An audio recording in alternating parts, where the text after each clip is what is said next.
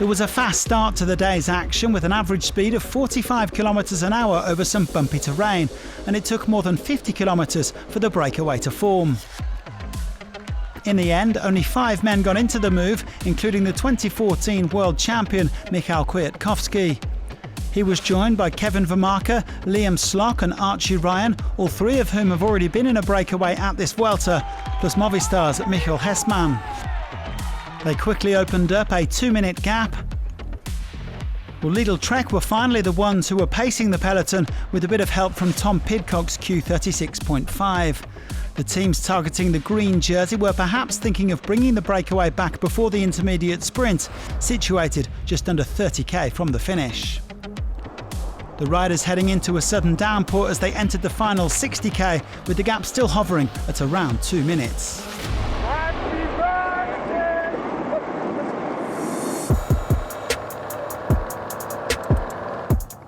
Lidl Trek continuing to do the lion's share of the work in the peloton, but it didn't look like they would catch the breakaway before the intermediate sprint.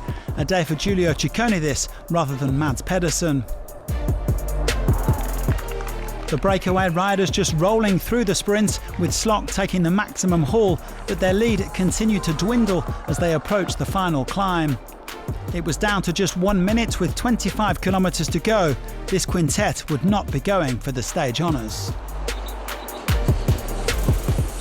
Escapada anulada. Situación de carrera. Pelotón agrupado. The band all together. Onto the base of the Valdezcaray, 13.2 kilometres long with an average gradient of 5%.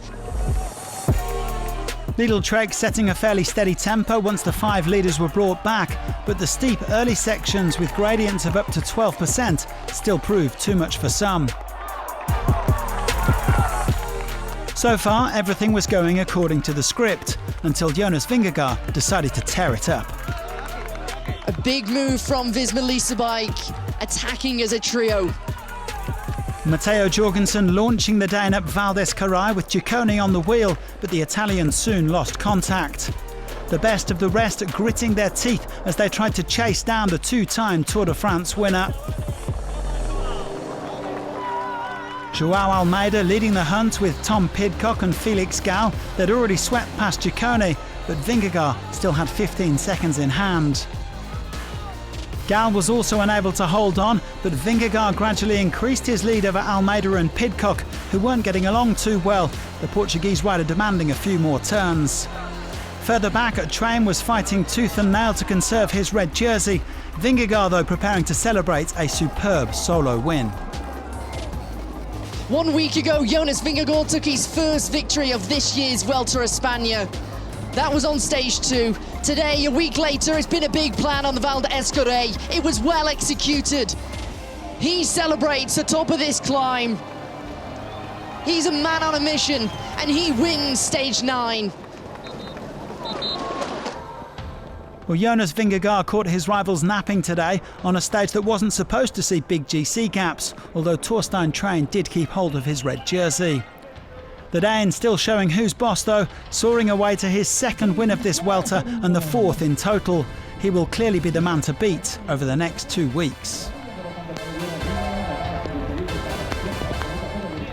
I felt super great today, and then on the last climb I also felt really good, and then I said to my team that if they could speed up, and they did, and then I tried, and they did super well, so that was amazing teamwork, and super happy that I could finish it off, and I couldn't do it without them. Vingegaard taking his 40th career win by 24 seconds from Pidcock and Almeida, with Raul Garcia Pierna leading in the red jersey group at 1 minute 46. Træen still has the race lead, but by only 37 seconds now from Vingegaard. Almeida's 3rd, while Pidcock leaps from 11th up to 4th. Pedersen ends week 1 with a 9-point lead in the points classification. Vingegaard is 20 off the pace in 4th. Javine holds an 11-point lead as the king of the mountains, with Fafaka and Ayuso completing the podium. And Valdezcaray is our best young rider, although Riccitello and Garcia Pierna are both within 1 minute. After a gruelling first week, it's time for a well-earned rest day on Monday, but there's plenty more action to come in week 2. Join us again on Tuesday, and thanks for watching.